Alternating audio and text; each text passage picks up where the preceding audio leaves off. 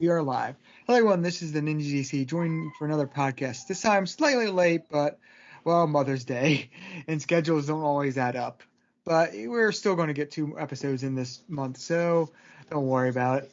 But joining me again this time is, first up, I guess, Second Opinion. Hey, first up is the Second Opinion. But hope you've all been doing well. We've got a heck of a show for you here tonight.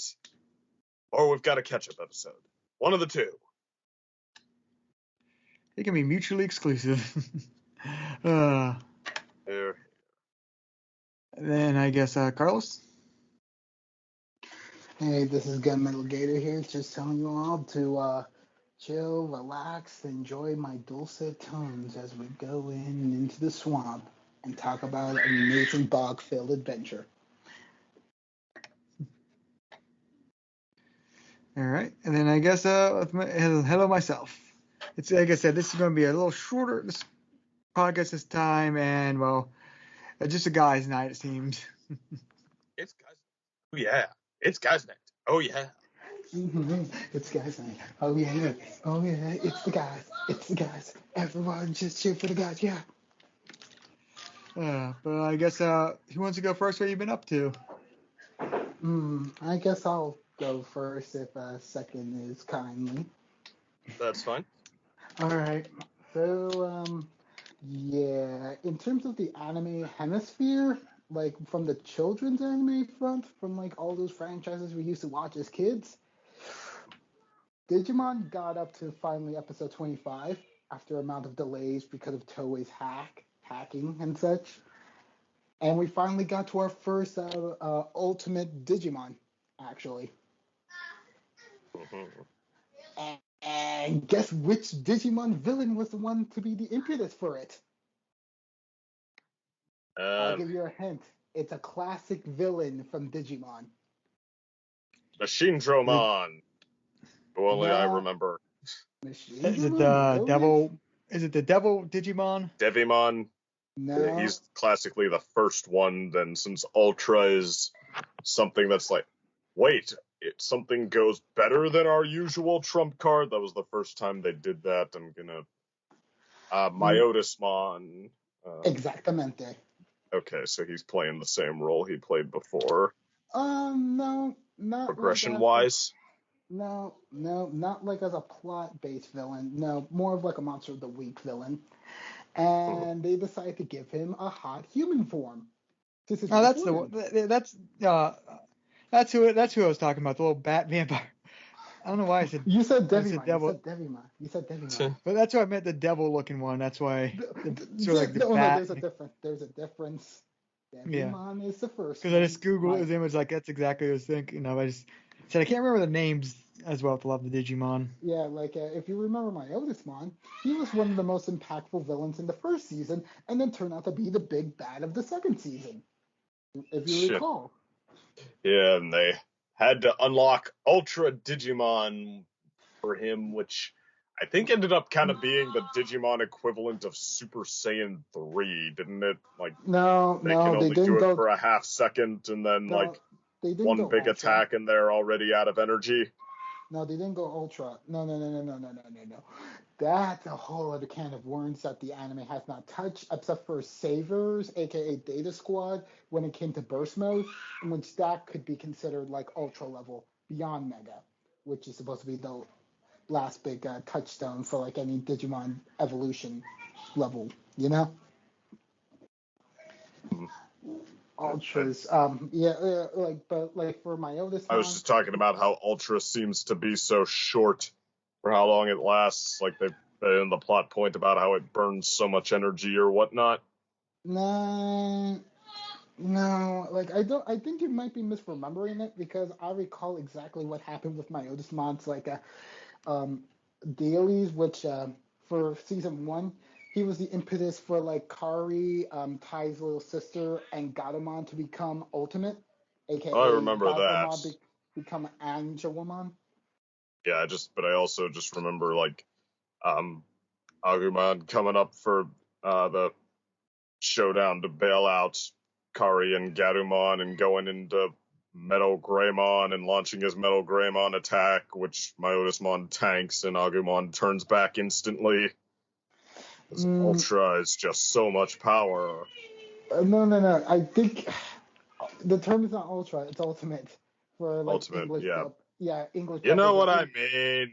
Yeah, I'm sorry. I just have to correct you because Ultra is something that actually does exist in the English localization. That's beyond Mega. That's beyond Mega. That's why. So we finally got to that, did we? Only some obscure Digimon, like some Royal Knights, then some Digimon evil villains be when Seven Sins come together. It's a whole can of worms. But yeah, like basically for like Digimon Ghost Game here, first they faked us out with it apparently being like the girl protagonist episode, since she was invited because she was a social influencer to like Myotismon's like a blood advertising company, like in which like he's like some sort of like fashion lingerie designer. And basically, Myotismon is not alone here. He's trying to make an entire. He's literally trying to make vampires into an actual thing by making like women social influencers into his thralls, basically, in order to spread vampirism across the world. And he's not alone. Them darn Myotismons. Yeah, he's not alone. He's also with like the full evolutionary line up to ultimate of the the Dracomon line. So there's like the rookie Dracomon, who, guess what, is actually a returning villain from the third episode in which Ruli was first introduced from Ghost Game. Yeah. Yeah, so like this episode also brings back like one of the very first antagonists that the female protagonist literally had to deal with without a Digimon before she got her Digimon, and was properly traumatized because Dracomon was literally erasing her limbs from existence. So yeah, that was the thing. But then there's also like Sankalutmon, which is the champion form for Dracomon, which is a vampire wolf. Yeah, you heard me right. It's a vampire wolf. And then, lastly but not least, is Matadormon, aka a Digimon that's the ultimate for Sankalutmon, but also was used in one of the most recent Digimon video games, Cyber Sleuth, Another Hacker's Memory, as like one of the Digimon that was puppeteering like the main character's friend to literally becoming like an evil hacker that caused the protagonist to lose like his original account to begin with, so that he could have him to himself. But instead, like the main character found another hackers group instead of like him trying to join up with like his old friend. Okay. So, yeah. Matadormon is kind of has like an interesting history with like recent Digimon media. But continuing on with that, like, so these four Digimon are basically doing this stuff, and Ruli is just going in there, but her friends are like close behind, like just trying to make sure like she's all right, nothing shady is going on, and getting this information. And then as soon as like she sees Dracomon, she has like a panic attack and is like freaking out while she's there with like a bunch of other adult women. But the women are like not forgetting, saying like, "Why is she talking about blood? What's this Dracomon?" Is like, and then like my other mom's like, "Oh, stay calm, ladies. That is just like this is just like theater playing around here." And then suddenly he and his compatriot like just bite them to like make them into their thralls. And he suddenly comes with a proclamation of like being like, "All right, you woman, you here with like this Digimon, you have probably like superior blood to like those women I already made to my thralls. Why not rule with me? Become like the great hierarchy of like my incoming dark empire of vampires." And like literally everyone else is coming in because like he's gonna try to like test them to see if they're also worthy of like becoming like a part of like his ruling monarchy. So it's really suddenly becoming like Castlevania. The Netflix series, not the video game. But yeah, but then as soon as like Dracomon tries to deal with like his personal vendetta against Ruli, like my eldest mom basically promptly erases him off for like going against his rule, thus removing one of the only through lines we had from the first 3 episodes of Ghost Game, like that, making that plot line entirely pointless. I'm just like, I doubt this could have been like something like a 2-parter, maybe like deal with my oldest mom later. But now I guess we just have to deal with like not dealing with like those hangups, showing like the maturity of like Ruli. I'm not mad. I'm not mad. It's not like I felt like there could have been something a little bit interesting dealing with him and possibly killing him off, since the main characters don't really kill off the Digimon on purpose. So yeah, but then like as soon as like everything is going on, like it soon turns out to be like the main character Hero's like episode, as he's trying to like fight off like my oldest mon in order to like save Ruli and such. My oldest mon activates like a curse on on like Gamamon, making his pain into like Hero's pain, thereby synchronizing their life forces together. Like, and it's very painful, and it seems like at the moment, like in his champion form, he's about to Dark Digivolve again, which is like a big no-no. So it's like he's literally at his champion form, so he could become like a Dark Ultimate. But like Hero's just basically stubbornly like defying like the want of like letting Gamamon battle this alone, and just saying like, we're gonna get through this together, man. I'm not letting you through this alone. You're not alone, man. And then after like a lot of pep talk, and then after like the pep talk, we finally then get into like the first ever ultimate for Ghost Game, in which Battle Gatomon finally digivolves into Kano Weissmon, a Digimon that's named off of like a cluster of stars basically with gamma radiation, which is like a yellow-eyed red dragon. And basically, like after doing some quick moves, basically it doesn't look like my other mom was actually killed off, but instead like retreats like while stopping like the vampirism on all the female social influencers that he's gotten a hold on, and like leaves him like in a very weakened state. Meanwhile, Matadormon basically like vacates the premises, not even fighting, and just saying like, looks like this kingdom has fallen. I'm not gonna let myself be like discarded, and basically runs off. Yeah, I really don't know about like the sense of continuity or like the chance for like us to actually get a villain group, if this is how we're gonna be dealing with this, because it's feeling like a lot of buildup, and some of the time it works out, in which the first villain actually becomes a good guy, and the second villain becomes sort of like a CSI forensic analysis for an episode. But then Dracmon just basically gets killed off by like the baddie of the week. I don't really have much faith for like a actual through line for like this series of Digimon anymore, since they did that to like one of the last initial antagonists, you know? So, short of a full series recap, how would you say that this compares to the original? It's basically very much like more slice of life vignettes instead of like a continuous serious adventure, what the original was. It has some good horror points. Like, I mean, they brought back our Kennymon from season 2 as like a very despicable villain that actually killed off some humans, eating their brains. Oh yeah, like Ghost Game, like in the more recent episodes, yeah, they don't sugarcoat stuff. Yeah, humans actually die, not just the Digimon. They die due to like how bad mixing the digital world and the human world gets when there's no understanding. Like 2 fire Digimon literally tried to save a guy from like a burning building, and tried to tell him like, do not leave like my black flame. Whatever you do, do not do that.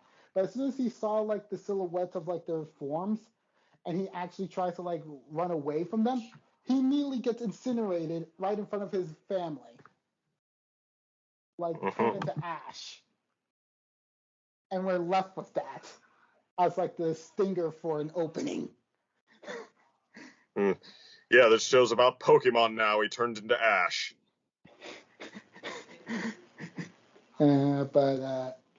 Yeah, I guess aside from that, it's okay to like watch it some episodes of the time. It's not like a strong series. I could definitely say it's kind of right now like teetering on like with like Rock Wars the 6th season, but definitely better than like Frontier series storyline. So it's not like the worst Digimon season. It's just sort of kind of like tied for like second to last right now. Yeah, unless if like something changes with like the plot progression or like what they want to do to fix up like how they're telling the stories, these short stories, you know? Yeah, it's yeah, but then aside from that, Pokemon is just like, well, we're finally getting close to like the big finale of like the World Coronation series, and Ash made it to the top 8. You want to know who also got into the top 8? Do tell. All the champions from previous regions, also including Alan from Pokemon XYZ. Alan, aka the guy who beat Ash in the finals of the Kalos League. So yeah. Oh yeah, we're doing that again. Yeah, it's starting to smell like, is that what we call redeeming ourselves after what was like one of the worst ways to end XYZ? Oh, are they gonna let him get back at that Tobias guy with the team full of legendaries too? No, Tobias. No Tobias, man. I mean, the one thing that could redeem him to people is seeing Ash beat him. Like, oh, you were playing the long game. Ash beats a douchebag with a team full of legendaries. Like, I feel like the anime wants to forget Tobias as much as possible and just decided it might be much more better to do Alan, who was a character that was actually built up in his own spin-off series from Pokemon and actually was a great character. Oh, you mean that guy who had a Typhlosion or whatever it was? No, not Jimmy. Not Jimmy Chronicles. From like Johto. No, it's the guy with the Mega Charizard X. Okay. With the blue scarf and the black jacket. Okay. Yeah, like that guy honestly is one of the better characters of Pokemon. I'm just telling you. Like, I'll take your word for it. No, seriously. He's one of the reasons why XYZ was a really great series because he unknowingly was working with the bad guys, which led to one of the best finales Pokemon ever had for like a villain team, in which they upgraded Team Flare from being the most horrible joke villains you could possibly imagine that took themselves so seriously from the original games and made them into what Team Plasma should have been in the anime. And I'm never going to forget Pokemon for like letting Team Plasma just go away from, letting them get away from their clutches and making them actually great. You know? Yeah, I respect Unova a lot. And Team Plasma was one of the big reasons why. Okay. Instead they only just showed Neoplasma, which was the sequel villain team, which was purely all about the terrorism. But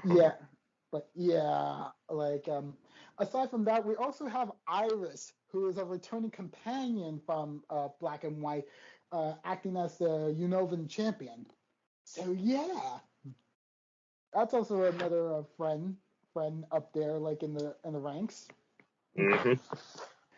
Yeah. Aside from that, if you're wondering about some previous characters, like you're wondering like, oh, where did Gary go? Well, he's off being like the rival to the other Deuteragon is a Pokemon Journeys Go, and when she's trying to like be in a team of like researchers trying to advance their progress in discovering Mew. So yeah, that's where Gary is. And lastly but not least, we're apparently going to be getting a return of Ash's best rival ever, that being Paul from Pokemon Diamond and Pearl, coming soon. Which that is just going to be the internet is just going to explode at that moment when Paul comes back. Just letting you know. I mean, because Greninja already came back, and people are thinking if Ash has to face off against Alon, people are hyping up the idea of bring Greninja for this match, bring Greninja for this match. Mm-hmm. Yes, because that was his ace back in Kalos. Yeah. Yeah. So, Greninja the only one back? Well, I mean, we already went through the lab. We already saw Infernape for a little bit. But no returning Pokemon has really been switched into Ash's team, really. It's just been his 6 Pokemon that he's been rocking. That being a Dragonite, a Gengar, a Lucario, a Dracofish, and a Sirfetch'd. Yeah, which, by the way, the only 2 Pokemon that are considered Gen 8 are literally Dracovish and Sirfetch'd. And Sirfetch'd is just an evolution of a Gen 1 Pokemon. Yeah, one long in the works, though. Yeah, Waiting Ash for that. literally has a Farfetch. There's a Farfetch evolution, and Ash is using one. Yeah. Honestly, that might be. I mean, I don't know if it's gonna, work for their their system of no. All these seasons are supposed to feel like a brand new show that anyone can jump into anytime, but I think it's probably gonna result in just a better show to not blatantly shove the new batch of Pokemon down our throats. No, these are the new ones now. These are what it's all about. Let it be a combination, a little give and take. Best of all worlds. Yeah, well, I guess, aside from Pokemon, then we have to deal with stuff the most recent Yu-Gi-Oh season, which it's basically a slow burner of them just being super tutorial on rush dueling, even though trying to have a little bit of seeding in about a possible actual competition with the rival, who used to be the main characters War Mentor in another galaxy. So yeah, there's not really much progression with Yu-Gi-Oh! Go Rush, unfortunately. Yeah, I'm just do you not see where I'm coming from when I say even Japan is going the route of trying to have super marketable kids shows, starting to feel more like how the Americans are doing it right now with Disney and such, instead of going for the super serious storylines.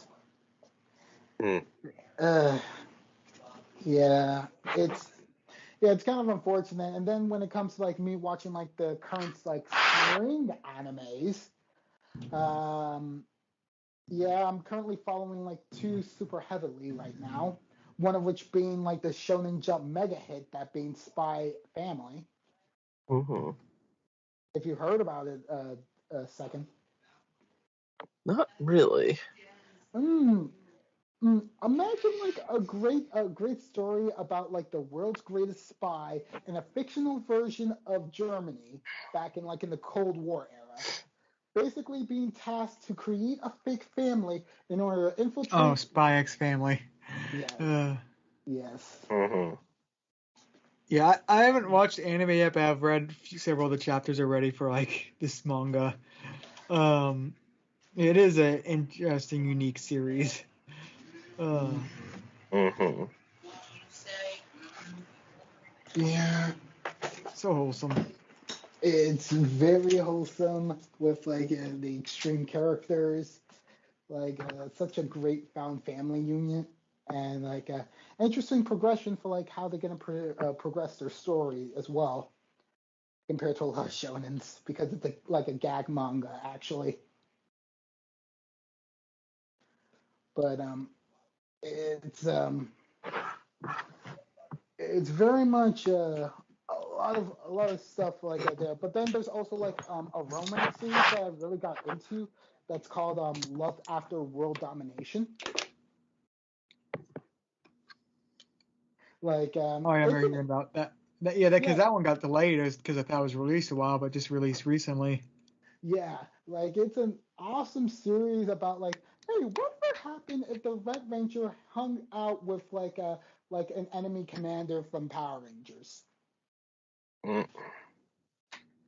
Yeah, it's that type of love story for star-crossed lovers. And it's super ridiculous.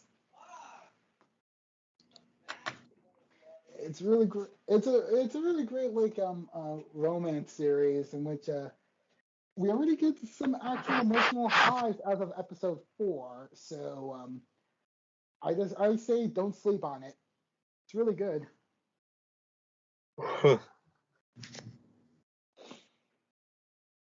So yeah, I guess aside from that, the only other big news that's going on in the animation hemisphere is really just, well, Fabia's over. The one of Disney Channel's original series that started out in 2019 has come to an end, and soon Owl House will follow them afterwards. Yeah, I wonder if the thing with the era of serious shows winding down. I mean, I wonder if they were just sort of run into the ground, like Starverse's. I don't know about the rest of you. I remember one of my bigger problems with it being that it, was willing to sideline its strengths and attempt to be one of those shows, and then, indeed, more people started to describe it.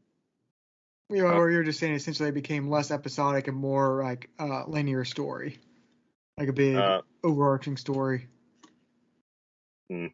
Well, more that, well, even heck, I would have put up with it doing that, but it tonally, it seemed like it wanted to say that, hey, okay, see, now we're getting serious and we're talking about issues while having nothing real to say about those issues and getting serious in the sense that everything that was likable about it seemed to often come to a dead halt when it tried it.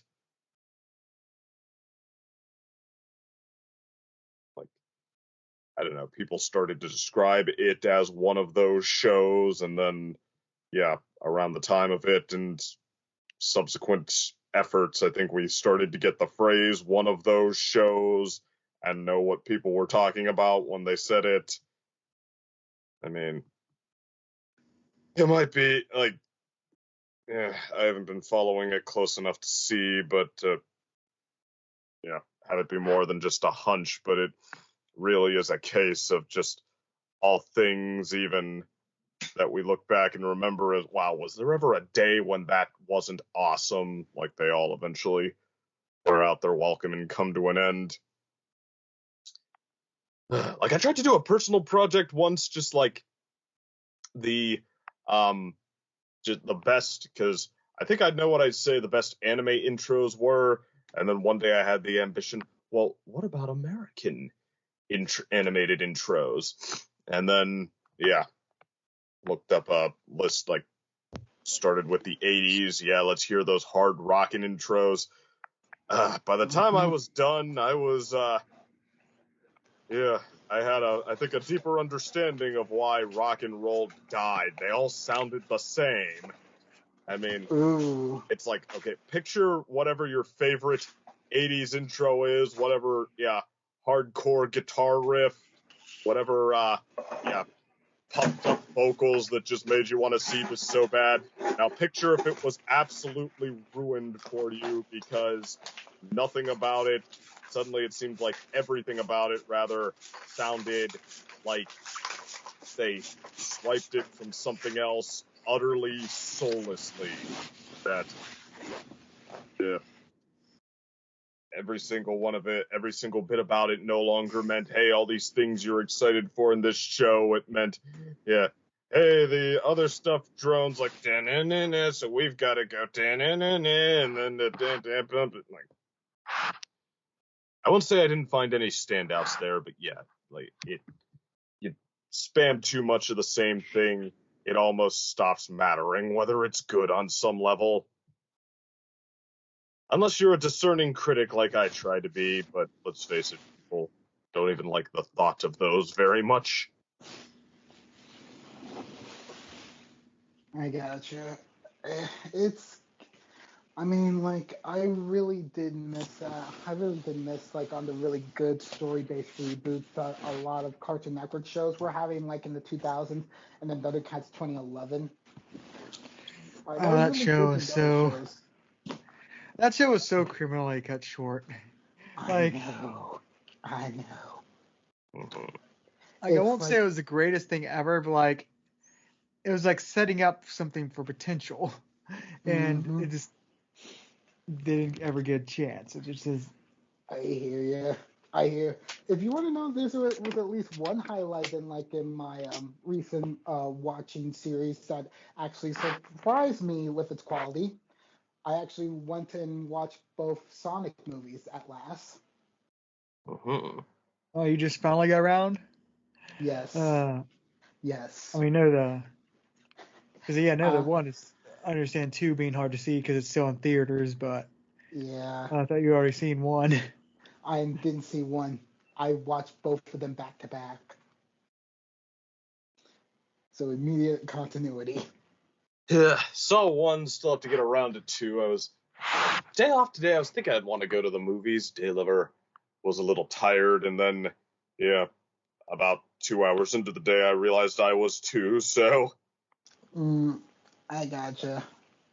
It's like, yeah, so yeah, the movie was just a lot more it feels a lot more fulfilling to the Sonic spirit, and the fact that they want to make a cinematic universe on it, Sonic can do it. I can't believe I'm saying this. Sonic can do it.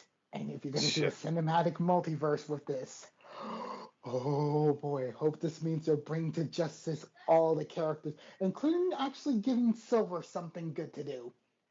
Because if they can get that far into the stories of Sonic, they can actually redeem Silver's character.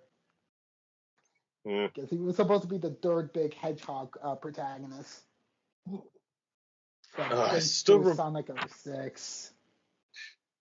Still remember the days of that first trailer. Everybody's like, wow, Jim Carrey came back to the mainstream with this. And now it's, no, Jim Carrey, don't semi-retire now. It was getting so good. We need you, man. You are a Robotnik. You are the Eggman.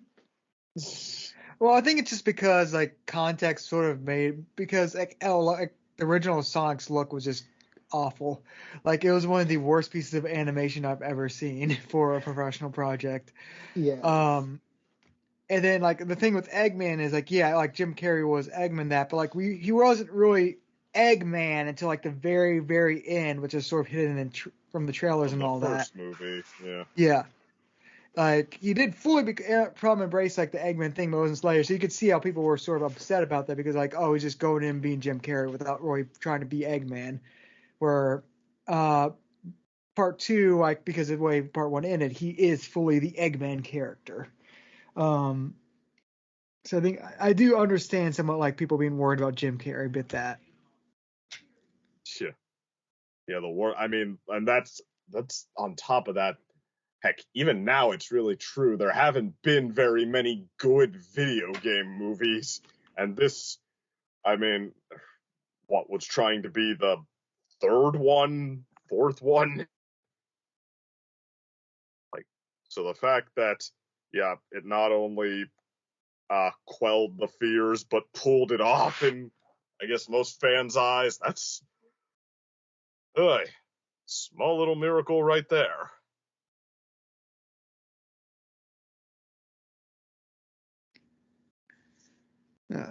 But Scholar's still there? Yes. All right. So overall, what are your thoughts on like both films? They feel like they're using the formula of Smurfs and Alvin and the Chipmunks and actually not being soulless cash grabs, like in which I actually cared about the human characters. The fact that they decided to make the emotionally vulnerable Sonic and having them be the parental figures for him, considering the fact that eternally Sonic has sort of been like a teenager. And usually he's been like one who is fine with no home, but this one they're trying to make it like more gushy by having him want to have a home. Which really is the thing.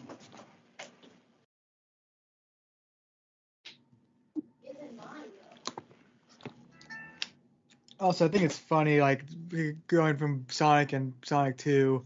It was another thing I just noticed from that, like also the Hotel Transylvania series. Like I find it funny whenever a series like in a non like because in a non parody way like references other like properties aren't owned by the studios. And Sonic is not afraid to show a lot of like DC like comic characters, both the Flash and also Batman are referenced a lot in those series. And like this is not Warner Brothers property at all. It's great lexicon. Yeah, but I do like when studios aren't afraid to be like, well, that's the other guy's stuff. It's freaking Batman. Everyone knows who Batman is, so we can just reference him. And same with Flash. Like Flash is like the iconic, speedy like hero. So of course Sonic's going to be interested in reference him.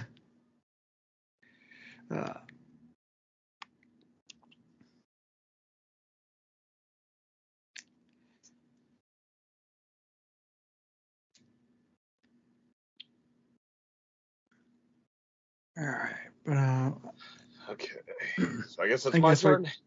Yep, that was just about to say. Is like, what have you been up to? Let's see. Still continuing catching up on the Marvel superhero shows. Got through season 1 of Luke Cage, which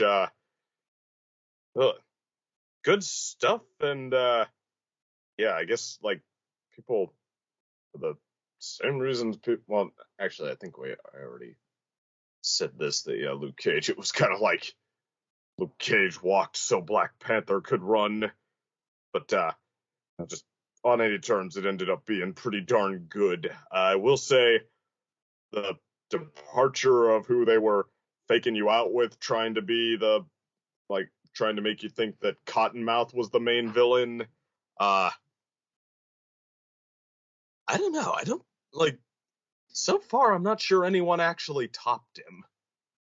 At least come the end of season 1.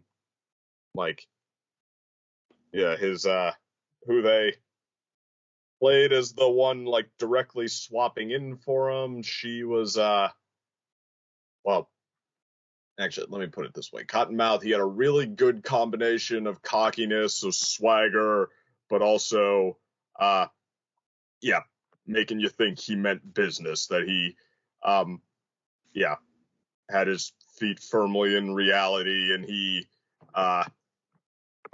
yeah, was good at what he did, that he knew a lot about it, stuff like that. Like yeah, the person who took his place was a good character, but yeah, much more stoic. Yeah, much less of that sense of fun, at least for a while.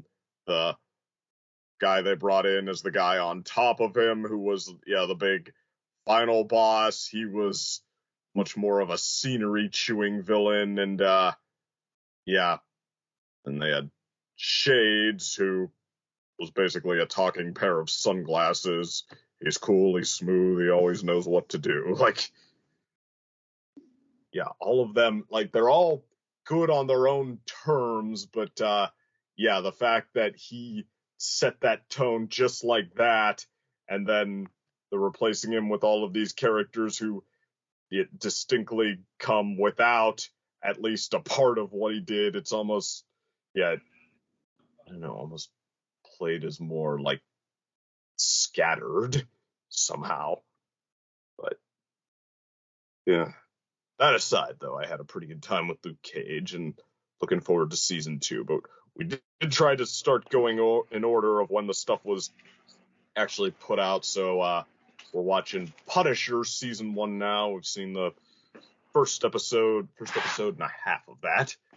Actually, I think the MO on Punisher season 1 was that it got better as it went along. But well, the intro has my attention, honestly. Like, yeah, okay, what happens when the Punisher tries to stop being the Punisher now that he did his thing in Daredevil season 2, and, well, like,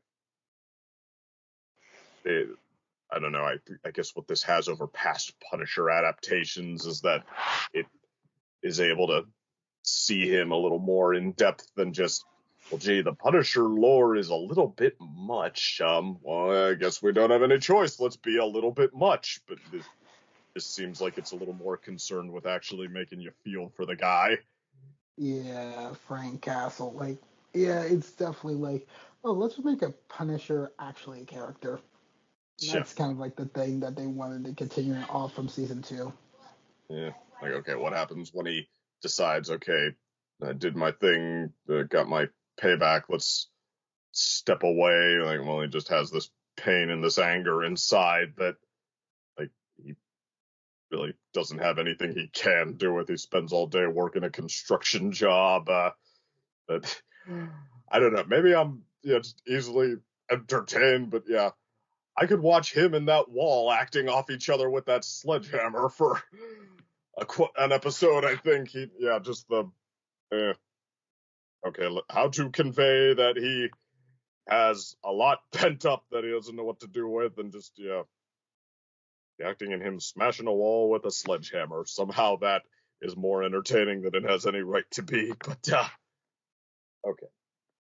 Basically, I think like it's at least got my attention at the start, and Daylover seems to like it too. Daylover knows so much more about the Punisher than I do, so I'm going to be deferring to her a lot on whether this is a good Punisher adaptation. But yeah, so far so good there. That's the one thing I will say, like, before Marvel MCU became a thing, the Punisher actually got some decent adaptations before them. I remember, I don't think they were the greatest superhero things, but I remember them getting pretty well received. Sort of like the Blade series. Let's see, the first one with Dolph Lundgren, my dad brought that home one day when I was somewhere in my teens, and I tried to explain to him what the Punisher was, and I think the 2004 movie was out by then. He's like, I know what you're talking about, I just don't think this is it. He said he was going to sit down and see a Dolph Lundgren movie, and yeah, I saw a standard made-for-TV looking kind of movie, and when he got to the end, the guy who's much more action heroes and shoot 'em up, the first words out of his mouth was, "Oh, was that lame?" And 2004 movie, I think, has the best reception of the 3, which I don't know. I think it's your standard 2 out of 4 stars from Roger Ebert, who called it half a sour, grisly movie, half an oddly touching story about a guy who finds a new makeshift family. Some 33-ish score on Rotten Tomatoes, and fans saying, I don't know, kind of like the early aughts Fantastic Four movies, that like, well, that wasn't awful. And Punisher Warzone, I don't know if anybody liked that. I mean, I remember that being a punching bag for a few years. If either of you have had different experiences with those movies and their reception, please tell me. Have not seen them.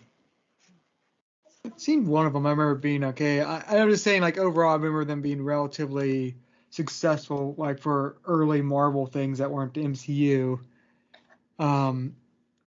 Probably more than the Captain America movies or something like that, the early Yeah, the efforts 80s at then. those.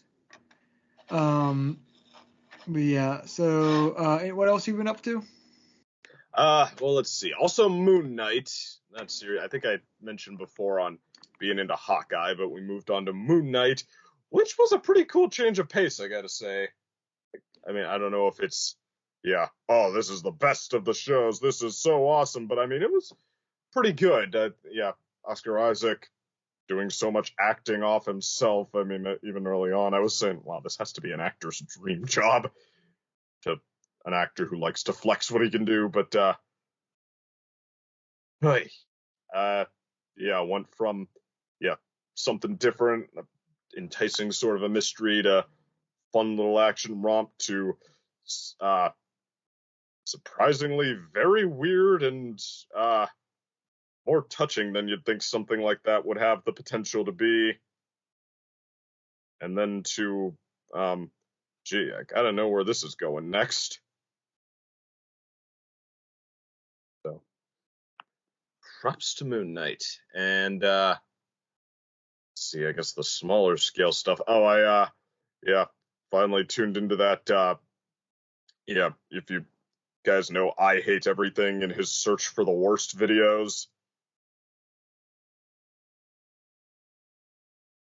Just know, maybe. Yeah, I haven't really heard of them.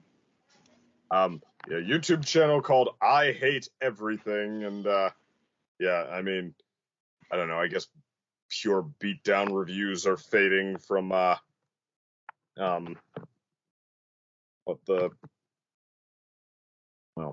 age of The those concept? is starting to pass. Well, not, I mean, we still remember them, of course, but I mean, I think the age of them starting to fade a bit, but I mean, that's this guy's whole shtick, and he's managed to keep it going, especially since that, he's, well, what helps is that he's not a pure edgelord. He does have some self-awareness about it, and, some humanity in the things he says, but also the pure gimmick. He, like, okay, what of all these worst movies he's seen are all these worst movies we keep talking about, keep propping up year after year on worst lists, which ones are actually the worst? And the series, I mean, I don't tune in that much, but I saw him he'd gotten around to reviewing these, and I was meaning to get to them and finally did. He reviewed those god-awful parody movies, mainly from the 2000s, by Friedberg and Seltzer. And I couldn't have been more delighted, because he said that the worst of those was now number one, the very worst, most useless movie he had ever seen. And God, do I think these two were overdue for something like that. I think they got off relatively easy over the years, where, it's another one of those. They're not very good, but whatever. It's another one of those. I'm like, no, there is no movie series that brought less of anything worth a damn than these bottom feeders, and they're lazy yet almighty smug and self-satisfied hackwork. The only thing worse than their movies might be the story of how they got to make them, so that was the only thing. I wish he might have talked more about that. Which, I don't know, they're not that well known. I don't suppose not like Ooh, a Bowl is or something like that. I don't suppose this is a thing anybody's had to tune into. Backstory here. No? I haven't really heard of them. Okay. Now, what the heck? Okay, get ready for this. Story time. Who's ready for a thrill ride here, all right? Once upon a time, there was a guy, and this guy worked in Hollywood. He did a little of this, little of that. He was nobody special, and there was nothing particularly interesting about him at all. And then one day, this guy ran into Leslie Nielsen, who was looking to make a parody of golf instructional videos, a little golf instructional thing that had a comedic bend to it. Just nothing special. He was into doing comedy at the time, just a little side project he had an idea for. And this guy said, hey, I can do that. that seems about at my level, my pay grade. So he did, and Leslie Nielsen being Leslie Nielsen, it was harmless, and this guy said, hey, I have this son who wants to be a movie maker, and he doesn't have any qualifications or anything like that, but this is his script, and it was, chaotic nonsense, but Leslie Nielsen was, the Leslie Nielsen post-Naked Gun movies and all that. He was just in the mood to make him some comedy. He must have thought that was pretty cool, like, hey, I'm going to do the kid a favor. So, yeah, he said, sure, I'll do it. So the guy directed Leslie Nielsen in Spy Hard, which was basically trying to be Naked Gun 4, and he brought his unqualified, no experience, good-for-nothing son to be as the script writer and to technically have some producer role or whatever tell him what to do. But there's not just the son. The good-for-nothing son brought his good-for-nothing frat bro along, who also had no qualifications, no experience, and no demonstrable talent whatsoever.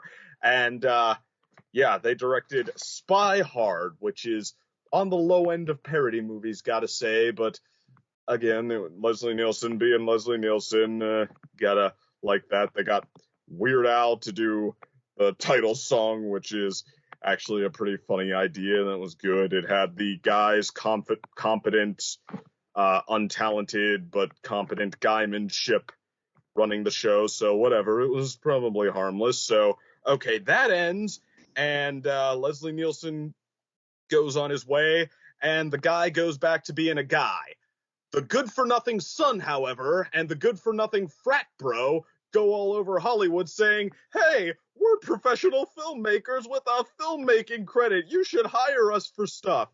And most people beyond the D tier told them, no, you're not.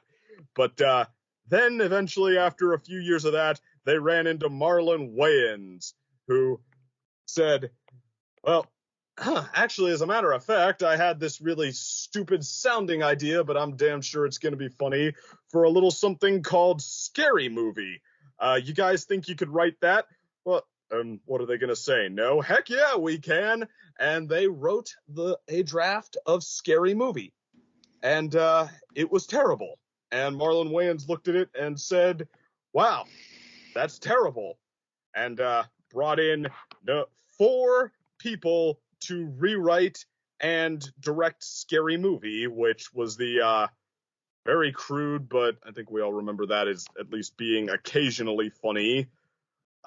However, since the guy and the son and the friend, who you might have guessed by now are Friedberg and Seltzer, since they technically started from their draft, and since they were already signed on, and now in a position to tell people what to do, they got a full screenwriting credit. So then Friedberg and Seltzer, a good-for-nothing, unqualified, inexperienced son and frat bro, went all over Hollywood saying, hey, we're the writers of Scary Movie, the smash hit. You should hire us for stuff. And then Hollywood, in their eager to make a quick buck, said, oh, sure, make another Scary Movie. And it was everything they wrote was just as awful as their first draft of Scary Movie, but this time got the reaction, well, you're the writers of Scary Movie, right? You're the bosses.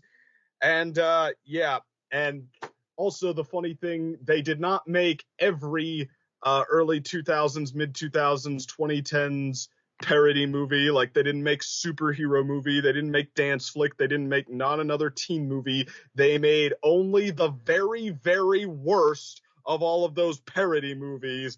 The epic movie, Meet the Spartans, disaster movie, Vampires Suck. But the fact is, not only did the fact that they weren't responsible for all of them, not hurt their case, but it might have actually helped, because they all blurred together in this giant, ugly mash ball. So anyone who was ever, for any reason, in the mood for one of these might have said, like, I kind of liked Not Another Teen Movie, or superhero movie, got a couple laughs out of me. This is all more of the same, right? And no, it was not. There's 2 guys who had never once shown that they had any ability to do this whatsoever, had a handful of movies under their belt and managed to make only the worst of the worst of the worst. And now they are rich, famous, Hollywood directors, seemingly in retirement, in their skipping off into the sunset, laughing their asinine and laugh, having never ever in the first place had any qualifications whatsoever. Dreams really do come true, huh?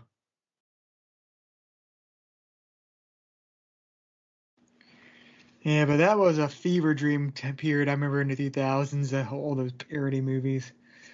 It's one of the things that really, they're one of the movies that really have aged the worst when you go look back at them. I mean, like I said, these two, the Friedberg-Seltzer duo, they managed to make about 5, 6 before trying to see if they could pivot to, something to keep them in the game, other kinds of comedies or some such that went direct to DVD and kind of bombed even there. But yeah, they, everything they made, they only managed to make the worst of the worst, the disaster movie, epic movie, Meet the Spartans. I swear there's not a laugh in those. Or if there is, it is. Yeah. Did they do the one that was like a paranormal parody, or, I mean, whatever not paranormal, what was that one that was the horror movie? Haunted House or whatever? Yeah, I think maybe that one. I think actually they managed to get out without having made that one. I think that was the Wayans when they had run their own idea so far into the ground that they started sinking to, just about Friedberg-Seltzer levels, but that is the rare exception. No, because I remember actually that one I was just mad at because I remember there was actually a good joke with that one, or at least from the critics who were reviewing it, where essentially the family moves into a haunted house. One of the first haunted things that happen, they instantly nope out. And they're like, what do you think? We're not some white family that's going to stick around in this, go into the haunted house. We're getting the hell out of here. And then they're go over to their realtor, and the realty market has just crashed. So you're sort of stuck with that. And that's the whole reason they're stuck in the horror haunted house. That's one, good joke. So you lose again, Friedberg and Seltzer. But yeah, that was a fever dream time. Oh. Did that really happen? Get that line from Ed, Edd n Eddy. Tell me that didn't just happen. It didn't just happen. I used to watch that show so much. Let's see. But I guess we can quickly go over to our, unless you have something else to note. Not really. Rounding the clubhouse turn on our Studio Ghibli watch, I saw the Red Turtle, which, they definitely one of the more esoteric ones, but, How long was that one? Isn't it a short? No, it's a full feature-length movie. It's just very art housey, no dialogue, human grunts and screams and stuff. But it's definitely the one that in the middle is maybe most prone to lose you. You get bore you a little bit, but I mean, I don't know. I'm in the camp that says it works its way up to something pretty darn touching. So maybe not one of the great Ghibli movies, but I would say one of the good Ghibli movies. Really the one I might compare it to, if I have to compare it to a Ghibli movie most readily, might be My Neighbors the Yamadas. The whole episodic almost slice of life starts to blur together a bit in the middle, but comes in with a purpose and comes through with something that hey, that really did amount to something, didn't it? And also Yamada's is offbeat in the Ghibli lineup, which So I like that comparison again. Yeah, I need to go back and watch the Ghibli film because I do have it through technically HBO Max, so probably should go around and rechecking a lot of them out. Mm-hmm. Here's to that. But I guess with that we can quickly over to the news thing, which is rather short this time, just because it's mostly just like things are continuing that have already started that we discussed about last time and such. So to quickly over the news is the Twitter continues to be up in the air. Elon Musk is basically complaining about like, there might be a line about how many bot and fake accounts are on Twitter. Then Twitter's board or lawyers are like threatening to sue him for breaking NDA about that or about the algorithm. So ongoing shenanigans with that. See, then I don't think we covered it, but it was like going on through this whole time is the whole marriage defamation thing that's going on and making all the memes. Yeah, that's still going on. It just feels weird to me just because I know this whole defamation thing started like years ago in like England and all that, just hitting the US now. So it just feels like it's like a weird story that's like old but also new. They're really, somebody is or was really determined to not let it go, even if they should have. I think the newest development with that, besides the courtrooms, is like there's more pushing to like there's more petitions to ban her from Aquaman 2. And for Disney, there's also the counter things just that you got to get Depp back in Pirates of the Caribbean, which apparently they confirmed they're recasting him, which just still seems stupid. It's because like he sort of is Pirates of the Caribbean. It's very true, and honestly, it sounds like, heck, Pirates of the Caribbean was like half a step, if even, away from this already. It's at the point where it really is a squeeze the dollars out of it kind of a franchise at this point. Yeah, the fourth one really dropped a lot. Like, the third one sort of ended on a sort of whimper, but like it's still sort of in and out a good trilogy. And then the fourth one just like exists. Yeah, and the fifth one was like, okay, we'll at least patch up the stuff that, really sucked about the third one that really left a sour taste in your mouth. And honestly, with that one, I was like, okay, I can let you get away with that one. You made my third favorite Pirates of the Caribbean movie. Huzzah. But yeah. The one thing I will say about the fourth one is like and I did have a good twist I love at the end. Where like basically the whole thing building up was like, we have to be wary of the Spanish Armada and Spanish Armada like trying to get the Fountain of Youth, and then they arrive and like, okay, let's burn it down. Because we're Christians, mother effers. Yeah. And I was like, wow, that was actually a good twist.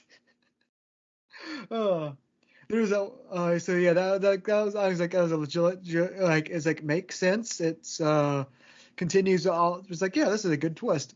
But yeah, overall, like that was just a sort of weird film. I don't say. But and then also just the fact that the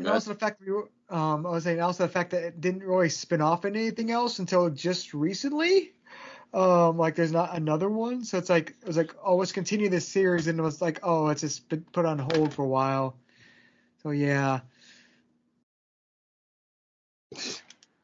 But even say it sounds so much like number crunching. It's like, all right, based on the intake of the fifth one, can a sixth one make money? Probably. All right, is our net profit and also for the rest of our brand, is it higher or lower without Johnny Depp? Well, even if lower, it probably would be a short-term loss, long-term gain. So carry the peanuts and. Yeah, I think this is more of a case of like what I feel like a problem with so many corporations, and Disney's sort of one of the worst with this is like they sort of follow the same pattern of like as like the Chinese Communist Party in that they can never be wrong from a decision perspective. So like once they made that decision to sort of get rid of Depp, it's extremely hard for them to undo that because that's just sort of like that would have to admit they're wrong. So I feel that's sort of a situation like it looked bad going way back when the rumors and all that started. So that's why they canceled his contract. But now that's sort of coming around. It's like, well, it'll be awkward to sort of admit we were wrong with this. So let's just continue and like dug her head in the ground over it. I mean, they brought back James Gunn. But that, yeah, they did, but like it was reluctantly, and also it was basically Warner Brothers was starting to poach him. So it's like, shoot, we better try to get him back.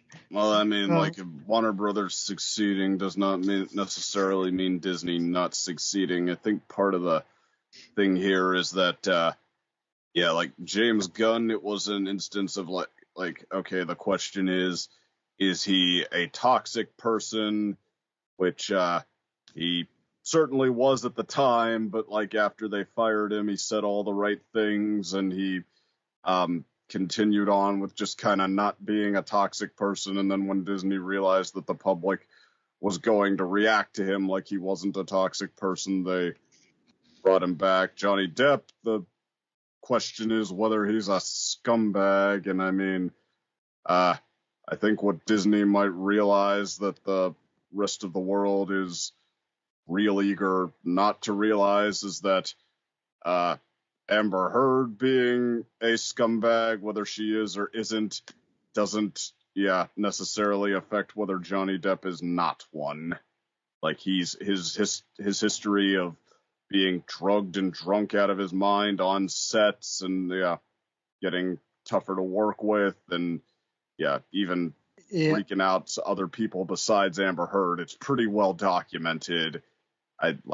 He is far from off the hook, and in fact, I think I'm drifting towards the boat of whether or not Amber Heard is her own batch of toxic, or or heck, whether he even can, whether this even does turn out to be the what a twist, like he was innocent of everything and honestly, how much is on record, or at least with several witnesses with him in that, the odds that he's innocent of everything, that's its own complicated pile.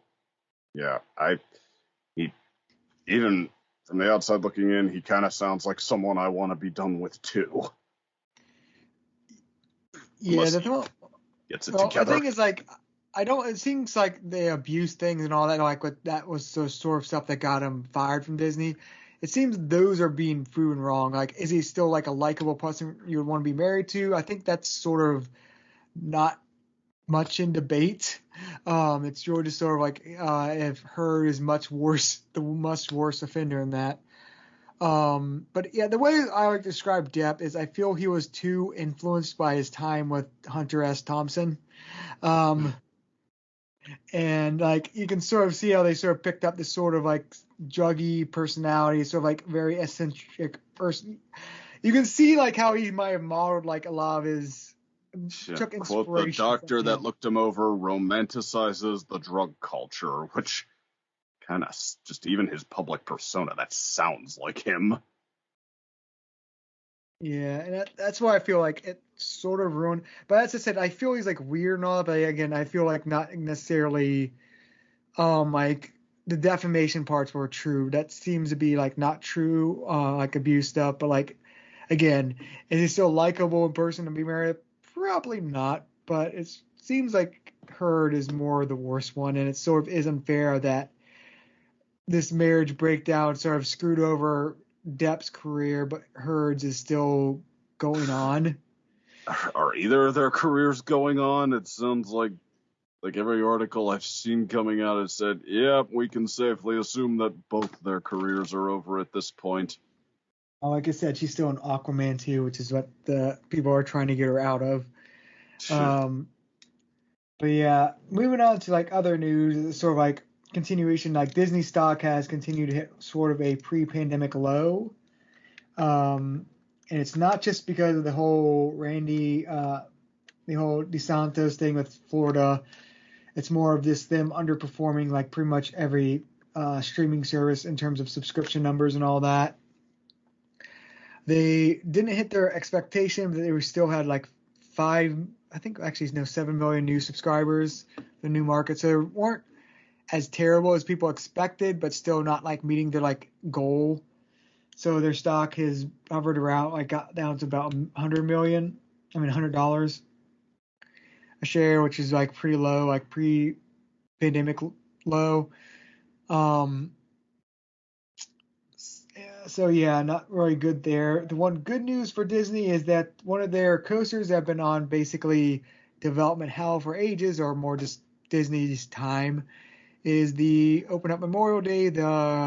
Actually, we are just speaking of, ironically, of Guardians of the Galaxy's creator release, but the Guardians of the Galaxy ride is now opening soon and actually being tested technically. Well, has preview shows, but it was like officially opening like Memorial Day weekend, but people are already riding it. And apparently it's a good coaster. So basically a more modern version of like Space Mountain is sort of the idea. So thrilling, but not really intense. With a lot of cool like lights and special effects or stuff worked in.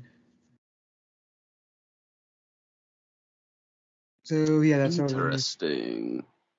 And time to bring us to the last news story, which Carlos, are you there?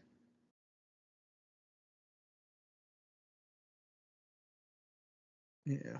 Oh crikey, where'd the gator at? Pigeon or gators?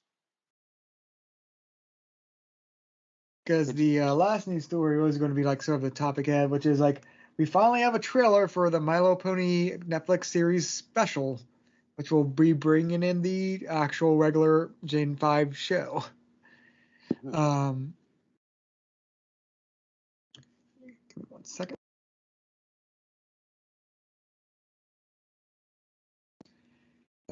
So have you seen it yet, Second? I have not. All right. I have, just for reference, and then I'm going to see if Carlos, if he pops back in. Let me actually at least post the link. Haven't seen it. No, it didn't pop. Blind about it. All right, so let me just pull it up then. Copy the link address. So we can just do a quick watch together of it, and we shouldn't have any. All right, if everyone just like opens it up and pause it at 0.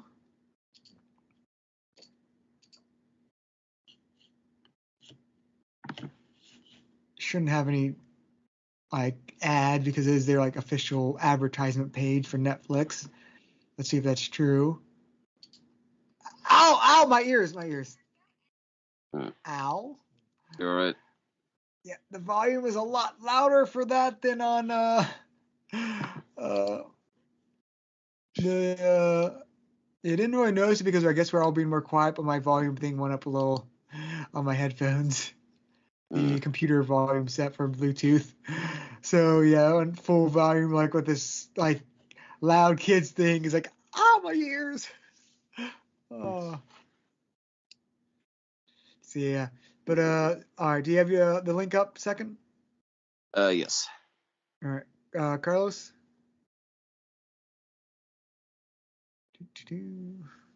Yes. All right. And 3, like for all of you listening here, if you want to watch get our react for it, we're gonna start in 3. First of all, is all of you ready? Yes. All right, we're gonna start in 3, 2, 1, play.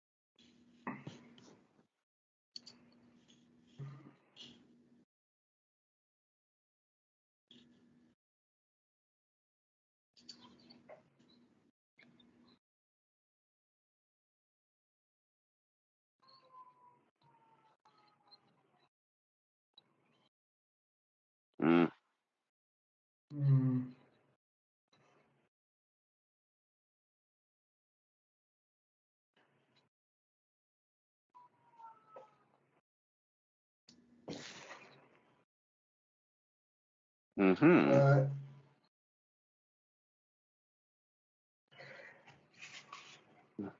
Oh.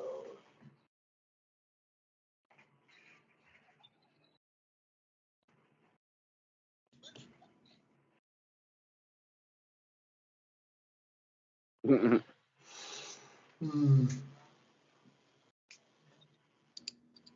All right. Yeah, Metro Rack, I think we're all just analyzing everything so much we weren't really speaking much for audience. I'm just studying. No, I was really just Yeah. I have some words about this. Yeah. I have mixed feelings about this, and Same. I'm I like first of all, I like the art direction still, but the animation is just a substantial drop off. And the fact is CG, I don't know if it's just the stage we're in, like with how we see it or with CG itself, but I mean, when it is not as high budget as it like seems to, well, how do you even say it? Like, I don't know. Classic animation has ways that it can, I don't know, work within a low budget, I guess, show contain a charm of its own, a style of its own. CG, when it's lower budget than it seems like it wants to be, it shows. It really does. Yeah, to make a sort of, I think the problem with CGI, at least animation as a TV budget, is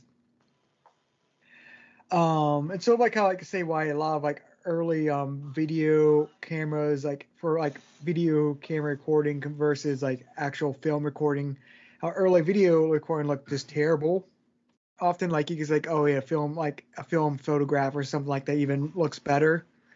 But a lot of that was just because what video and digital equipment allowed is essentially it allowed you to take video when you shouldn't have before. Because before, if you tried to take a film, like you try to record a film in a too dark setting, you just wasted $10,000 or so of film because you got nothing. Where if you do it with video, you get a bad image, but you would still get something. And like it's sort of like CGI is animation is sort of the same thing on things like you can do stuff cheaper even though you necessarily shouldn't. It's like that's why I sort of feel like a situation where it's like it's not like it just can't be done, but like it like allows cost cutting that really you shouldn't. Because like the original movie, like yeah, it was a movie, but like it was a lower budget movie. Like it still did good animation. I think we can all agree that like Gen 5 movie was pretty good, well animated. When you all say, Yeah. So yeah, that's but like this, I feel the direction isn't too different, but like I feel just like it's so noticeable with the just drop in quality. Like I think someone else brought up before, but like you can't really see they have fur anymore. Mm-hmm. All right, I'll let some of y'all others speak right now. Yeah. I'm going to say, okay, let me be the one to say this. So you're telling me possibly all other magical creatures were trapped in hibernation because there was no magic. Is that the implication you're telling me, trailer? Maybe. We still don't know. Also, I will say from what read is like I forget the dragon's name, but it is not Spike. I think it's like Spark or something like that. No, there's no way they're gonna name it Spike since they're putting this in the G4 universe continuity. They're not gonna repeat Right, that. but I just wanted to confirm that. Like that's like yeah, it is like there's a toy line out. I think it's Spark or something, but it's not Spike. It's similar, but not Spike. Got it. Which I guess is worth noting, just because like Spike's name was brought back from previous generations before too. So yeah.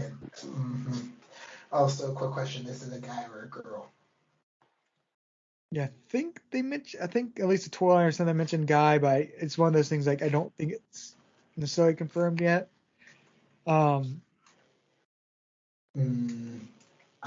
just as the resident Spike fanatic, this Yeah, this character is under immediate scrutiny for me because this reminds me of a popular My Little Pony fan artist by the name of Queen Cold, who's done dragon designs similar to this, and I'm like, I'm really getting some weird flashbacks to some of her designs here.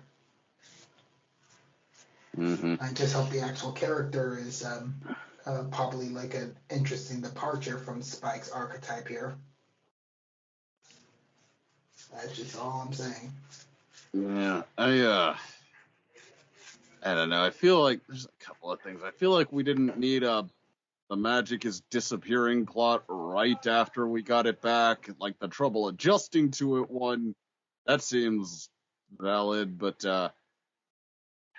yeah, like where this goes, the more I'm worried this is the franchise I'm gonna find like, oh, it's good, it's not great, like that it's where the yeah G4 was like, or at least for the first half of it, there was a lot of that was like a different sort of feel good that you didn't feel like you were getting anywhere else, and that could be like really fun and offbeat at times. This like consistently, it seems like it's thinking in a competent but standard sort of a frame that has me consistently thinking that yeah, it's good. Like Izzy gets some cute moments in this trailer, but they're not like really showing that this group is going to have the kind of like major interactions and chemistry that made the main six such standouts. What they're instead of doing some of its own thing that seems like even this early on they're making sure to drop a dragon in there. Like no, you're gonna like this one too. It's gonna have the same stuff. I just don't know.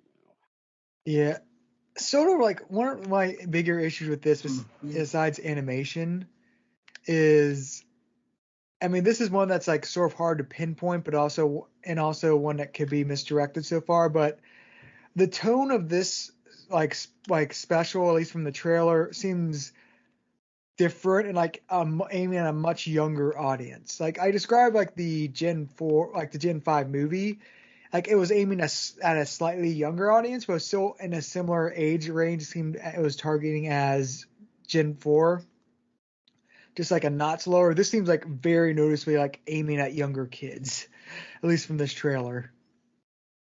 I don't know if it's the Izzy gags. I will say, like, yeah, G4 was not above doing the pie in the face gag either, and did a few times.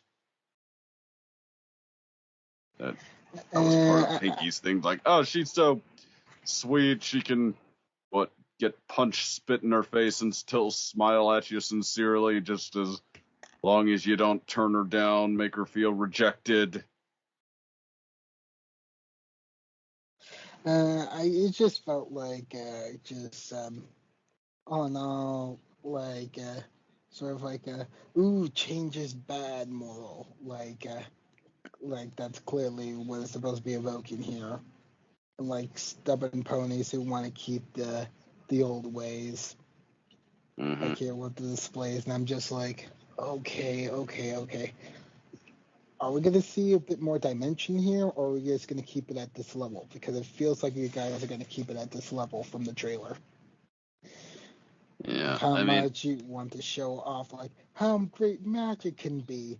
And, like, when the plot twist is revealed about the whole Earth Pony magic thing, I think that's going to really throw a wrench into everything. Because I think that's supposed to be the big plot twist for this special. Yeah.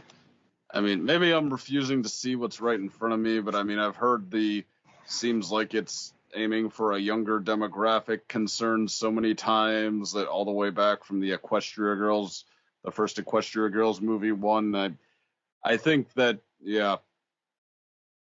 That's why I said franchise is pretty aware. Oh, go ahead, sure. That's why I said, like, I understand it's hard to pinpoint, and also, like, it's from the trailer could just be misleading. Like, like the original Suicide Squad trailer made it look like an actually good movie. The opposite is true too. So yeah, that's why I said I was being cautiously optimistic. Like it could just be the tone they're trying to show. Like I got this from the link is literally for Netflix After School's like YouTube channel. So they could just be trying to like add the trailer hype up like hit target like that age group just for this trailer, or it could be like the same sort of writing style as the movie. So it's sort of too soon to judge. And like the other thing we have to go by is like the shorts, which we haven't been watching or talking about, but like it's because those are obviously straight up trying to be something different, like much more like Teen Titans Go sort of style, which so yeah, like the Tell Your Tale stuff, which I know the YouTube page is showing me. And oh, Yeah. oh. I mean, I don't know. I'm pretty confident by now that this franchise knows where a major portion of its shekels come from, unless they put some different kind of figure in charge that we didn't know about who has a whole different attitude about it. Yeah, especially like the movie itself seemed like it was a success on the terms of trying to aim high, as it were, be smart and watchable for the all ages crowd. So I'd be surprised if it honestly turned out like they were trying to cut us out, like at this point of all times.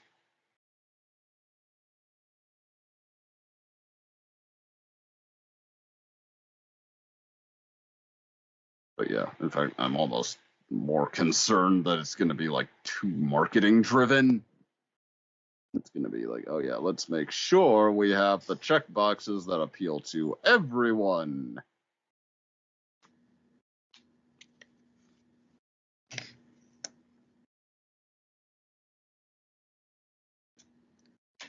Yeah, so it's it just really is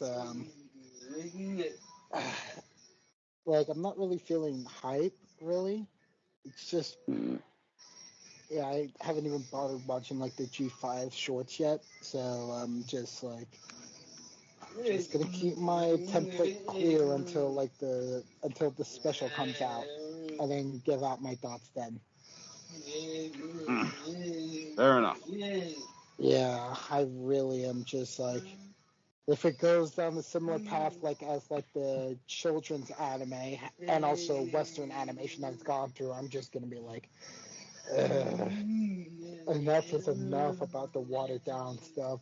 I need my story driven stuff. Yeah, like I won't be able to take it anymore. All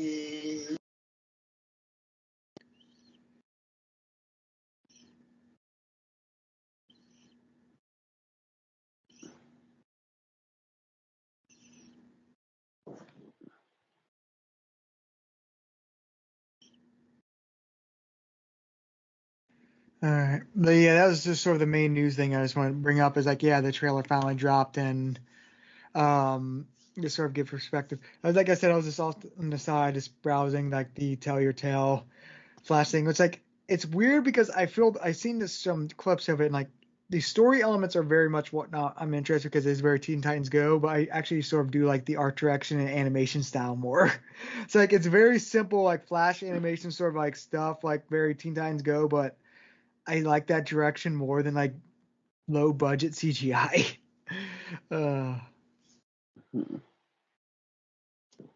Makes sense. Unless you like this eyeballing on another screen, that's why I keep sort of like staring off and like just thinking about that.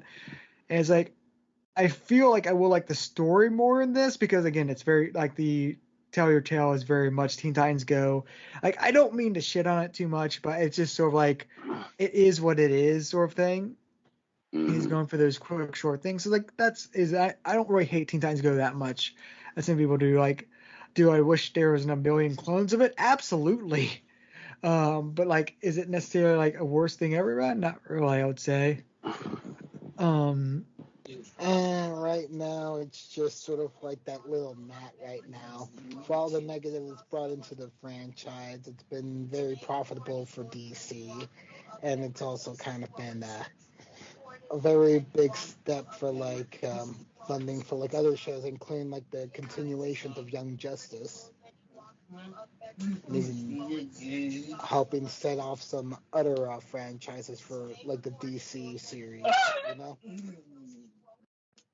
it's kind of like it's kind of like that evil vice that like this one sin needed in order to boost up everything else. Just had to unleash it. Just feels awful that it had to be Teen Titans that had to be the one to bear that thing.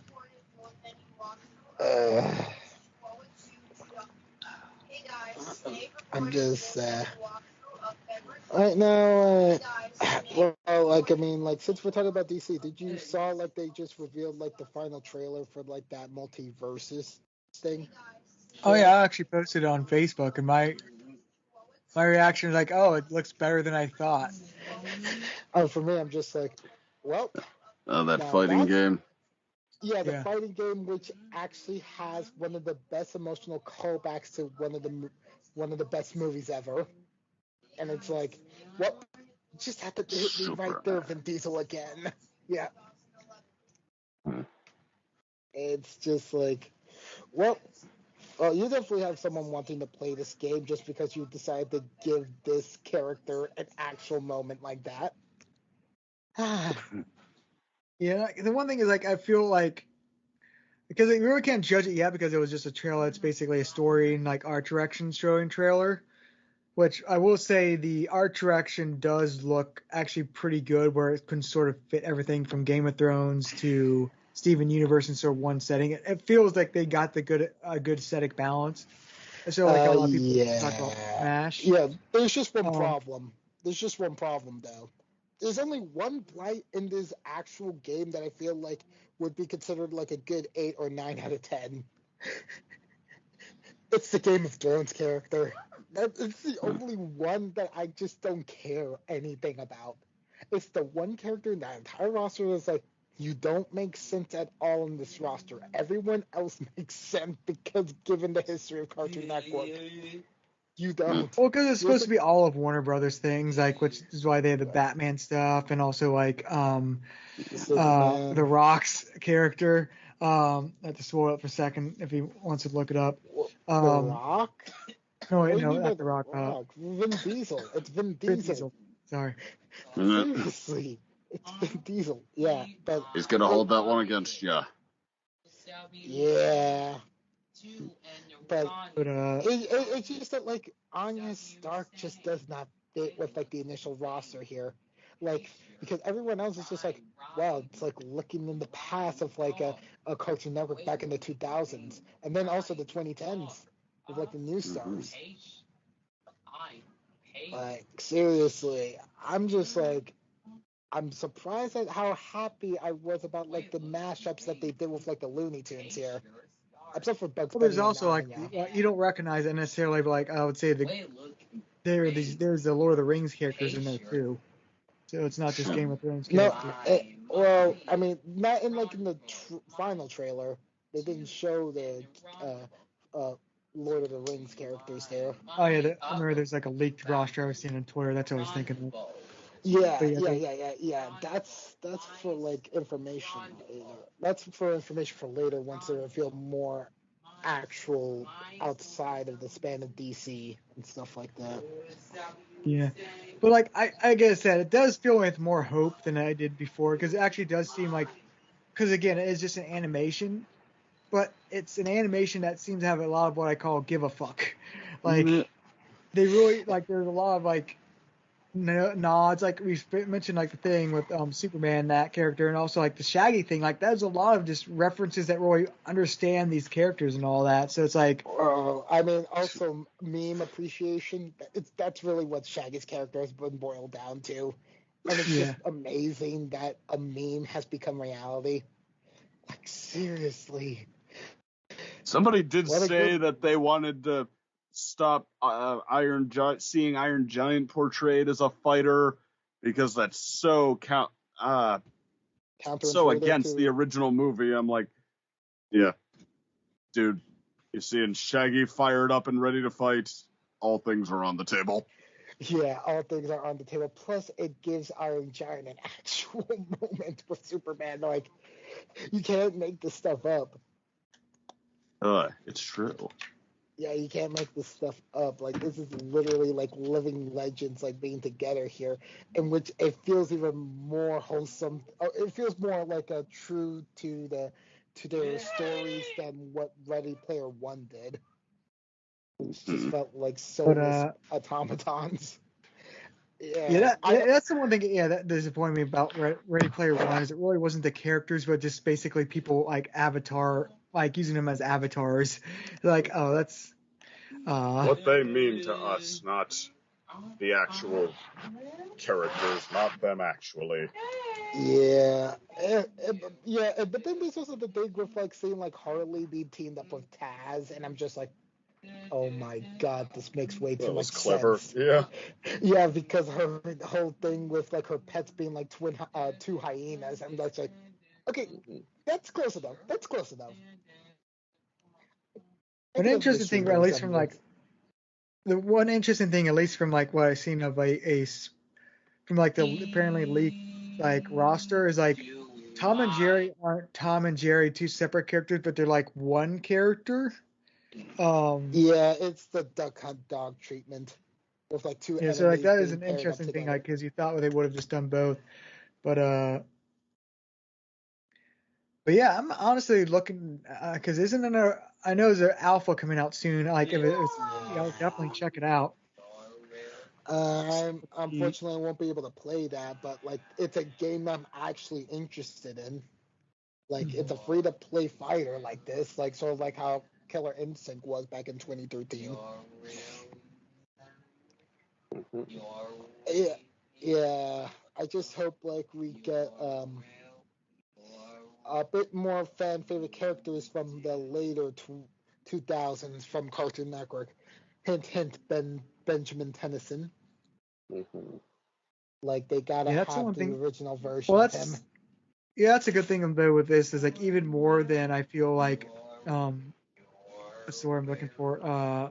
Smash. Even more than Smash, I feel like sort of the roster is sort of unlimited here if it's successful because not just the IP available to them, but like in general, like the way the platform is going to roll out is like a free to play sort of thing. Like it sort of encourages like constant, basically updating rosters and all that.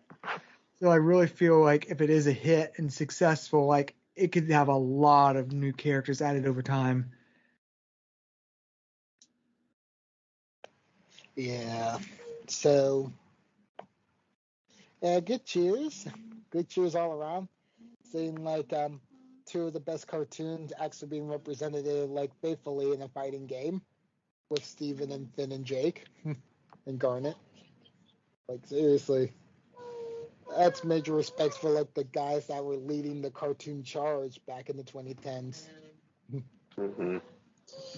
Yeah, and props to digging into them, giving them personality, even these fighting games can, I guess, become beloved fan properties if they get that right enough. Absolutely, yeah. I just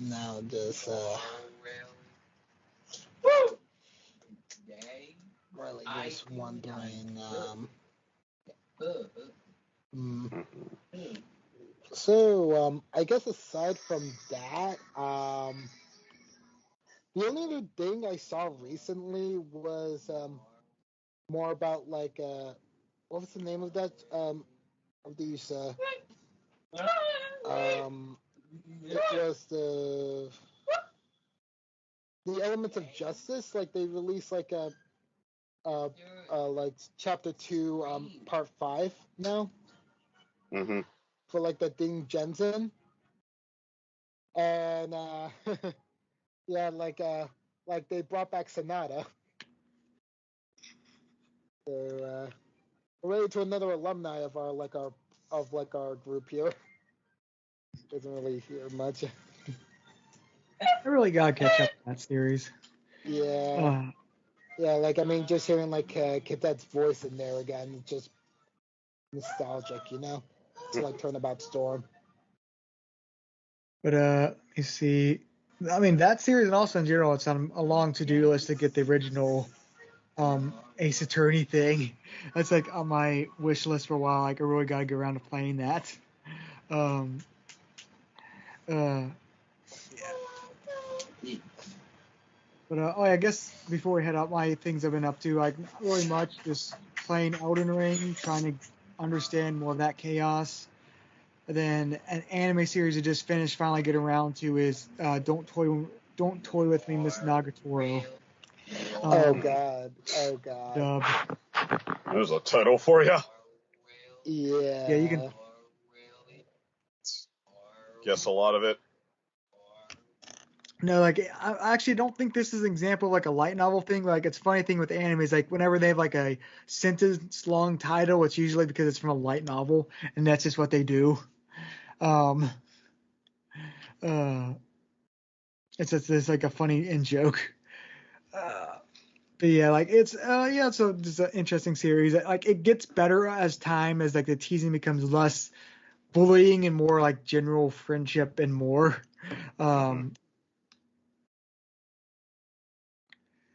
But yeah, it was a good series. Glad I watched it. Finally got up to it.